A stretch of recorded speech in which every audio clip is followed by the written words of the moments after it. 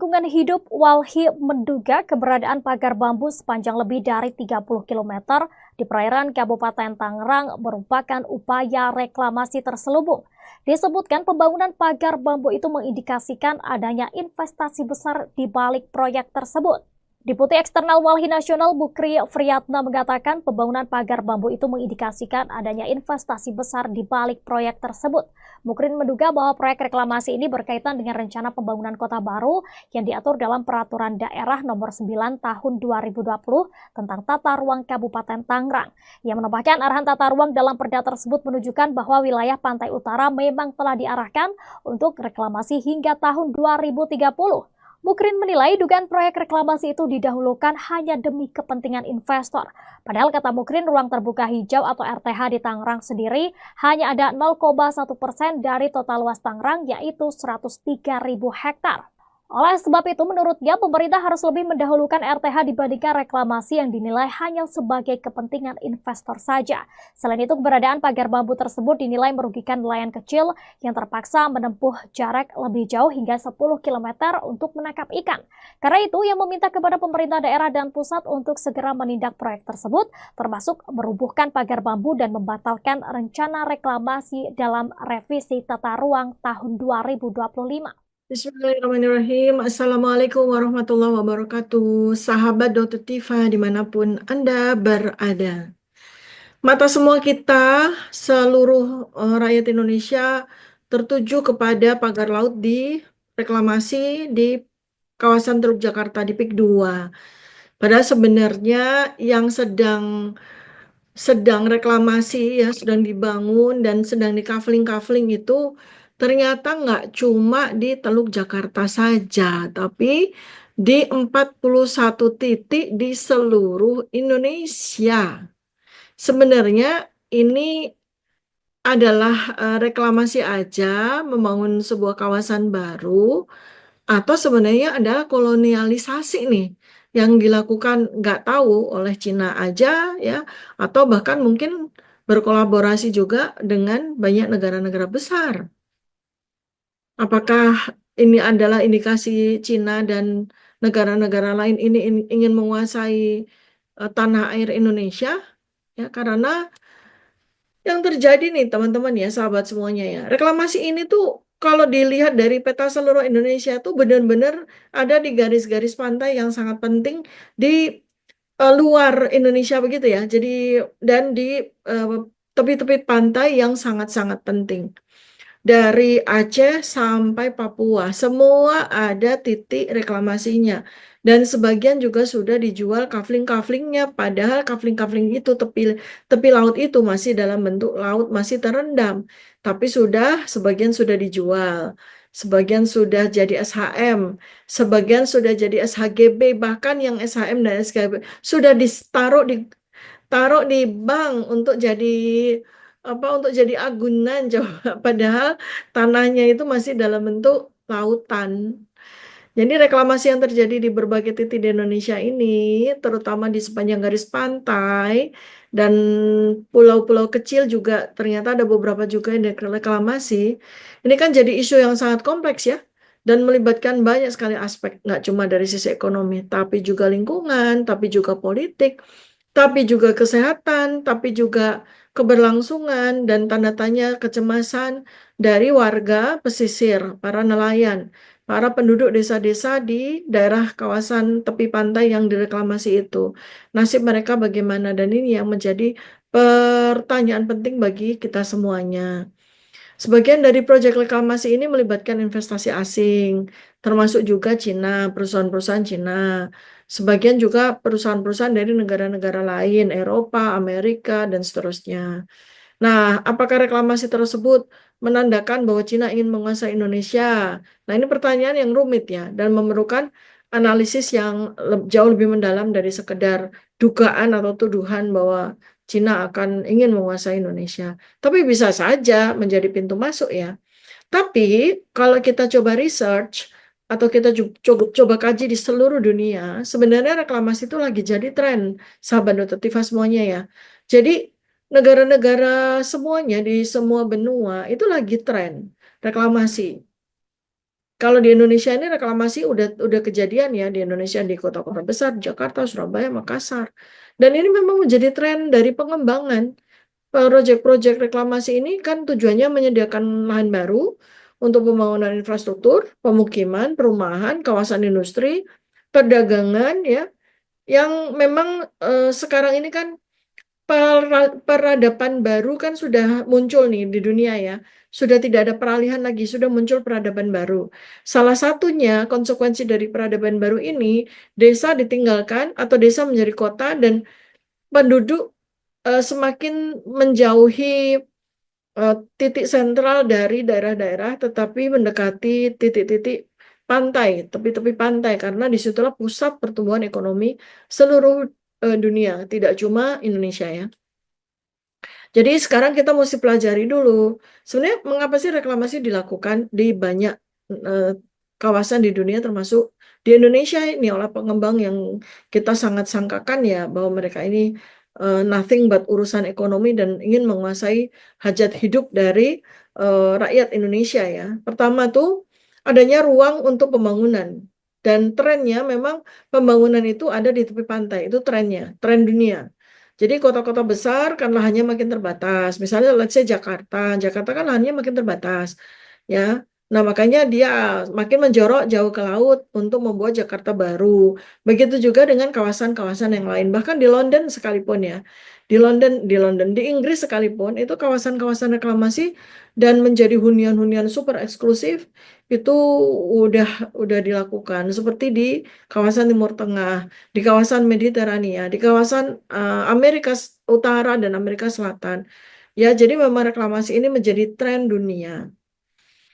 Solusi untuk menyediakan ruang tambahan, terutama untuk kawasan industri dan properti komersial. Jadi memang pusat pusat uang itu ada di tepi pantai sekarang ini, di abad 21. Dan daerah tengah, nanti kita akan bahas pada video berikutnya. Kenapa kok daerah tengah cenderung dikosongkan? Karena ada sesuatunya. Makanya, apa ya, penduduk ini dibuat menuju ke tepi pantai, dibuat menuju ke tepi pantai. Jadi tengah-tengah itu nggak laku karena mau dibikin sesuatu di situ. Nanti kita bahas yang soal dibikin sesuatu di tengah itu ya. Kemudian juga peningkatan infrastruktur, ya proyek-proyek reklamasi ini kan membangun pelabuhan-pelabuhan baru dan meningkatkan daya saing ya, daya saing ekonomi sebuah negara. Contoh seperti Singapura. Singapura itu negara kota kecil sekali tapi bisa menjadi salah satu negara paling makmur, paling kaya di seluruh dunia. Kenapa? Karena dia jualan pelabuhan. Jadi itulah tren dari ekonomi di abad 21 ini. Kemudian dengan demikian, maka investor-investor, pengusaha-pengusaha besar, baik domestik maupun asing, kan tertarik tentu saja ya dengan investasi mereka ke proyek reklamasi ini. Karena itu hitung-hitungannya itu jelas gitu, hitung-hitungannya itu jelas. Sekarang dari sisi kita fokus ke Cina nih, peran RRC nih, peran Cina.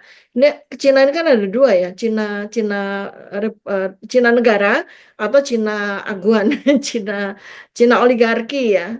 Dan memang indeed ya bahwa mereka tuh terlibat dalam hampir semua proyek reklamasi di Indonesia, terutama melalui investasi dan mereka juga menarik partisipasi perusahaan-perusahaan Cina untuk terlibat dalam pembangunan infrastruktur besar ini. Jadi jual transaksinya tuh di situ ya. Jadi transaksinya tuh seperti itulah. Ini kan yang kelihatan sekali transaksi itu di peak ya di kawasan Teluk Jakarta itu jelas banget transaksinya.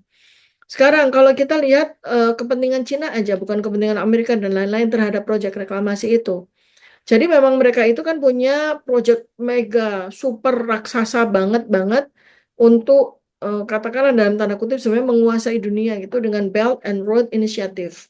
Ya kan ini kan memang proyek mercusuar atau proyek raksasanya Cina yang kalau kita lihat petanya ya memang mereka tuh pengen menguasai dunia sebenarnya dengan Belt and Road Initiative ini. Jadi mereka akan memperluas pengaruh ekonomi dan infrastruktur dan pengaruh entitas Cina ini di seluruh dunia. Dan Indonesia itu terlibat gitu. Terlibat tuh jadi apa sih? Terlibat, terlibat ya. Jadi Itulah yang terjadi. Padahal Cina yang sangat punya kepentingan terhadap BRI ini, Belt and Road Initiative ini. Sehinggalah maka Cina berinvestasi dalam proyek-proyek besarnya di Indonesia, terutama banget tuh 10 tahun terakhir kemarin ya. Dan, proyek di pelabuhan, di kereta api, terutama KCIC, infrastruktur yang lain gitu. Habis itu juga karena mereka memang punya manpower, punya keahlian, punya sumber daya manusia dalam pembangunan infrastruktur yang besar, maka banyak proyek di Indonesia, terutama proyek reklamasi, pada akhirnya melibatkan perusahaan-perusahaan Cina karena mereka memiliki kemampuan. Itu bahasa rasionalisasinya ya, bahasa rasionalisasinya itu mereka punya dana, punya teknologi gitu loh. Ya itu bahasa rasionalisasinya sebenarnya. Tapi ini kan kita intinya tuh lagi belajar ya, kita lagi research sama-sama ya. Habis itu kemudian eh, menjadi sebuah jalan untuk peningkatan konektivitas regional nih, kawasan Asia Pasifik, Asia Indo-Pasifik, Asia dan Asia Tenggara. Ini dengan BRI itu, dengan Belt and Road Initiative yang diinisiasi oleh Cina, maksudnya adalah meningkatkan konektivitas regional dengan, dan ini sebenarnya memperkuat posisi Cina sebagai kekuatan ekonomi dunia yang dominan. Jadi kita tuh kayak support sistemnya Cina untuk menguasai ekonomi dunia gitu loh. Termasuk ya pembangunan pelabuhan, kawasan industri. Coba ya ceritanya sebenarnya kayak simbiosis mutualisme, tapi simbiosis mutualisme mutunya agak lebih baik Cina sih. Kalau kita lihat benar-benar, kalau kita lihat analisis benar-benar ya. Memang dengan pembangunan segala macam ini, reklamasi ya kita punya akses ke pasar, akses jalur perdagangan alternatif ya. Jadi banyak gitu kan jalur pedagangnya. Masalahnya kan yang pakai siapa tuh? Yang pakai siapa kan itu ya pertanyaannya. Jadi seperti itu. Terus apa lagi ya? Jadi tantangannya sekarang tentang tantangan internal Indonesia sendiri. Ini bagaimana nih? Apakah memang sebenarnya reklamasi itu dibutuhkan betul oleh Indonesia atau dibikin punya kepentingan terhadap proyek reklamasi ini? Ya, Indonesia sebagai negara yang sistem politiknya itu ya sebetulnya punya kebijakan luar negeri, terutama pada waktu Ibu Retno Marsudi ya, itu kan kita cenderung mandiri dan sangat berhati-hati dalam mengizinkan keterlibatan asing di dalam sektor-sektor sensitif gitu kan, seperti kepemilikan tanah, sumber daya alam. Tapi ya itu tadi banyak sekali tekanan dari investasi asing, kebijakan pemerintah Indonesia akhirnya ya jadi penuh kontroversial gitu kan. Kebijakannya kan jadi penuh kontroversi karena tarik menarik antara kepentingan asing ya, dalam mesin ini asing gitu, terhadap kepentingan pembangunan di Indonesia. Pada dasarnya mereka kan membangun untuk diri mereka, bukan membangun untuk kepentingan Indonesia kan. Apa urusannya mereka sama sama Indonesia kan? Yang penting adalah ya Indonesia patuh sama mereka, membangun apa-apa saja yang mereka butuhkan atas nama Indonesia. Terus sekarang keterlibatan Cina di dalam proyek reklamasi ini gimana? Apakah ini adalah salah satu indikator, menjadi indikasi bahwa Cina pun akan berusaha menguasai Indonesia secara politik? Ya kalau kita lihat ya melalui para konglomerat, melalui para taipan-taipan ini, melalui oligarki ini, kan memang relasinya itu kelihatan sekali gitu, kasat mata ya. Dan walaupun sebenarnya yang berkepentingan terhadap reklamasi ini bukan hanya Cina, tapi juga banyak negara. Anda kalau kapan-kapan ya, teman-teman sahabat detektiva dari seluruh Indonesia, sempetin deh main ya, datang untuk berkunjung dan research tentang apa yang terjadi di PIK ya. Anda akan tahu bahwa yang ber yang berkontribusi atau terlibat atau punya kepentingan di sana itu banyak negara. Lambang apa namanya, lambang-lambangnya itu adalah bank-bank multinasional ya, bukan cuma bank Cina yang ada di sana. Jadi ini banyak negara itu kan memang kita tuh sangat butuh investor ya kan. Otomatis kadang-kadang karena negara ini sangat butuh investor, otomatis kadang-kadang investor itu jadi suka suka mendikte kan. Namanya orang butuh kan suka didikte gitu ya. Dan kalau kita lihat lagi dari sisi ini ya, kayak lihatnya tuh dari sisi yang luas gitu ya. Jadi proyek reklamasi ini dikedepankan untuk menjadi bentuk kerjasama ekonomi yang saling menguntungkan. Masalahnya kan sekarang, ya kalau menguntungkan itu, bagaimana dengan rakyat yang digusur? Bagaimana siapa yang tanggung jawab sama mereka? Bagaimana dengan pengelolaan sumber daya alam, hutan mangrove, macam-macam? Bagaimana dengan dampak lingkungannya? Bagaimana dengan yang terjadi banjir? Bagaimana dengan kesejahteraan sosial? Siapa yang mendapatkan kesejahteraan dengan pembangunan reklamasi ini? Ini yang perlu diperjelas. Siapa yang tanggung jawab? Siapa yang dapat keuntungan terbanyak? Ini yang perlu diperjelas dan sangat perlu transparansi kan? Kan ini yang dituntut sama rakyat Indonesia ya. Saya juga ingin sampaikan sahabat Dr. Tifa, kalau memang sebuah proyek reklamasi itu dianggap menguntungkan, menguntungkan ya kedua belah pihak, penguasa juga pengusaha begitu, lalu rakyat bisa apa? Rakyat bisa apa nih? Ya kalau saya, ayo kita sama-sama melakukan advokasi support terhadap penduduk-penduduk yang udah jelas mereka bakal digusur. Udah jelas nih mereka bakal digusur karena ini proyek ini kan unstoppable. Nggak cuma satu titik aja dan sudah melibatkan uang investor yang besar sekali dari seluruh dunia termasuk Cina kan. Tentu saja mereka nggak akan mau begitu aja membatalkan proyek yang udah berjalan kan, proyek udah berjalan kan gitu. Jadi kalau saya itu kan area of concern saya adalah gimana nih rakyat pesisir, nggak cuma di Teluk Jakarta aja, gimana yang di Semarang, gimana yang di Surabaya, Sidoarjo, gimana yang di Makassar, gimana yang di Palu, gimana yang di Papua, bagaimana yang di Aceh kan? Ini harus kita pikirkan bersama supaya siapapun juga yang punya keuntungan dan punya keuntungan paling besar itulah yang mengelola masyarakat-masyarakat yang udah jelas pasti akan digusur ini gitu. Ya, jadi pemerintah Indonesia itu harus tetap sadar. Jangan sampai ada ketergantungan yang terlalu besar terhadap investor asing termasuk dari Cina ini. Karena nanti kalau nggak balance ya, kalau nggak balance, maka dia bisa mengatur Indonesia, dia bisa mengatur Jakarta seperti apa. Bahkan kan tendensinya juga dia mengatur pindahnya ibu kota ke IKN itu kan tendensinya dari ke apa namanya dari kepentingan atas Jakarta dan reklamasinya ini kan. Itu kan sebenarnya yang eh, kita khawatirkan bersama jangan sampai konsep pengembangan reklamasi ini akhirnya ternyata banyak sekali area-area si udang-udang ini bersembunyi di balik batu dan banyak gitu nggak cuma sekedar ekonomi aja bahkan dari sisi keamanan nasional ini ya karena kan kalau reklamasi kemudian dihuni oleh orang-orang ternyata itu dari Cina, mainland, pindah ke sini. Kemudian mereka bertempat tinggal, beranak pinak, dan seterusnya di kawasan pesisir tersebut. Juga orang-orang asing tinggal di situ. Bagaimana dengan keamanan nasional?